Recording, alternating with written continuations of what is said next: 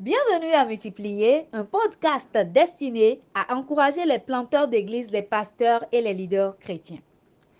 Je suis votre hôte aujourd'hui, Daniel Snowden. Éphésiens chapitre 5 verset 33 dit « Et que la femme respecte son mari ». J'aime lire la traduction amplifiée de ce verset où il est dit que la femme respecte son mari et s'y complaît.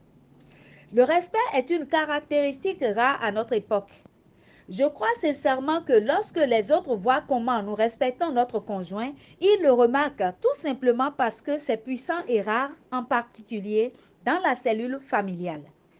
Lorsque nous manquons de respect dans notre relation conjugale, cela se répercute rapidement sur le caractère de nos enfants. Lorsque nous respectons nos maris, nous les plaçons au plus haut niveau de considération et d'estime. Ma mère Mary, qui était pasteur et femme de pasteur, honorait énormément mon père, comme il l'aimait de manière sacrificielle. Voir Éphésiens chapitre 5, verset 25.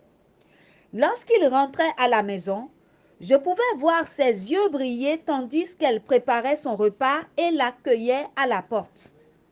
Elle aimait être avec lui tout le temps. Il était son véritable amour qu'elle adorait tout simplement.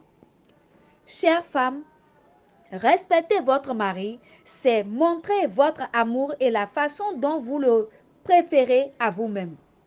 Cela se voit dans la façon dont vous le regardez, l'écoutez et l'admirez. Lorsque je pense au mot plaisir, écrit dans ce verset, je peux presque ressentir un sentiment d'excitation. Se réjouir, c'est éprouver une grande joie et un grand plaisir. Je sais que je suis la priorité de mon mari et qu'il fera et a fait tant pour moi. Il m'a montré et me montre encore l'exemple de l'amour agapé, inconditionnel de Jésus-Christ. Il n'est pas difficile pour moi de l'admirer, de le respecter et de me réjouir en lui. Avec Jésus au centre de notre relation, nous sommes si étroitement liés par ce lien puissant.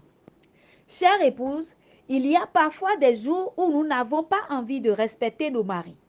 Mais si nous sommes remplis de l'amour de Jésus et que nous marchons par l'Esprit, nous pouvons prendre les mesures nécessaires pour montrer à nos maris le respect et l'honneur dont ils ont besoin.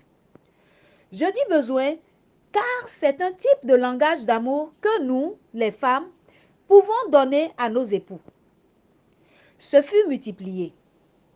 Voulez-vous le partager avec quelqu'un aujourd'hui? Retrouvez-nous sur Facebook, Encouragement pour les planteurs d'églises de village, ainsi que sur YouTube et comme toujours sur notre site web à vcpencouragement.org.